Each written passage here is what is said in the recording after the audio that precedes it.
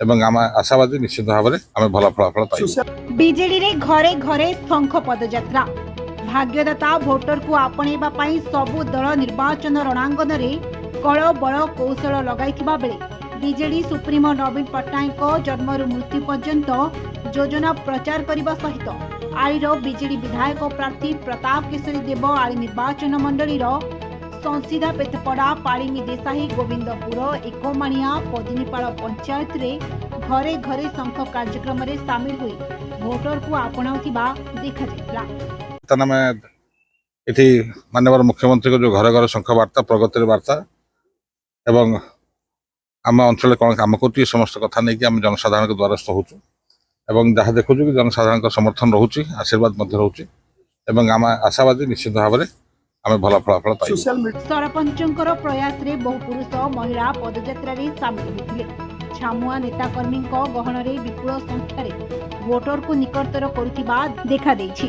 केंद्रीय नेतृत्वर अवहेला राज्य नेतृत्वर अपारगता स्थानीय विधायक प्रार्थींकर परिचालनार भविष्यत अवस्थिति नहीं अन्य दल छाड़ी बीजेडी रे मिश्रण पर्व रे सामिल हेबा दलर सांगठनिक दक्षता बढ़िथिबा बेले आली अंचलर विकास निमित्त जनमत जून 4 तारिख को विपुल विजयर आशा बांधी बीजेडी।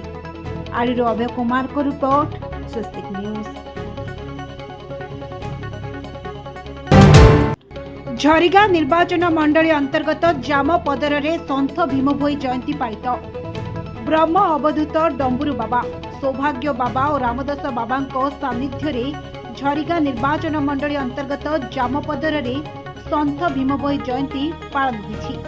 ए अवसर में हिंदू महासंघ केंद्रीय समिति प्रमुख जयंत पात्र मुख्य अतिथि भावे आईन परामर्शदाता अरुण प्रसाद नायक सम्मानित अतिथि भावे राज्य साधारण संपादक उमाकांत विषयी हिमांशु नायक विशिष्ट अतिथि भावे जोग देथिले। एक धर्म सभा अनुष्ठित होइतिला। सभा परिचालना करथिले ऋषिदास बाबा डंबुरु बाबा सौभाग्य बाबा गंभीरदास बाबा जदुमणि बाबा मार्गदर्शन करथिले। कार्तिक पूजारी समेत अन्य भक्तवृंद समस्त आयोजन तदारख करथिले। जामपदर आश्रम 2 वर्ष है भीमभोई जयंती पालन होछि। रिपोर्ट मिहिर शंकर पात्र नवरंगपुर।